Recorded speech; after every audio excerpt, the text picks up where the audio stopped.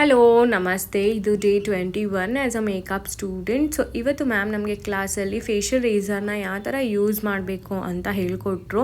Like real model ಮೇಲೆ ನಮಗೆ test ಮಾಡಿ ಅವ್ರ ಸ್ಕಿನ್ ಎಲ್ಲ ಫಿಲ್ ಮಾಡಿ ಯಾವ ಥರ ಯಾವ ಆ್ಯಂಗಲಲ್ಲಿ ಇಟ್ಕೋಬೇಕು ಅಂತ ಪ್ರತಿಯೊಂದು ಮ್ಯಾಮ್ ನಮಗೆ ಡೀಟೇಲಲ್ಲೇ ಹೇಳ್ಕೊಡೋದು.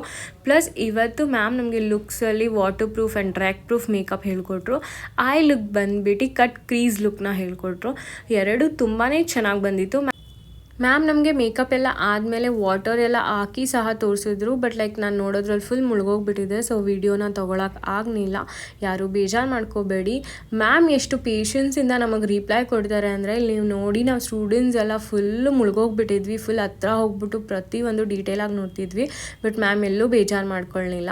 ಇಲ್ಲಿ ನೀವು ನೋಡ್ಬೋದು. ಸೊ ಮ್ಯಾಮ್ದು ಕಟ್ ಕ್ರೀಸ್ ಲುಕ್ ಎಷ್ಟು ಚೆನ್ನಾಗಿ ಬಂದಿದೆ.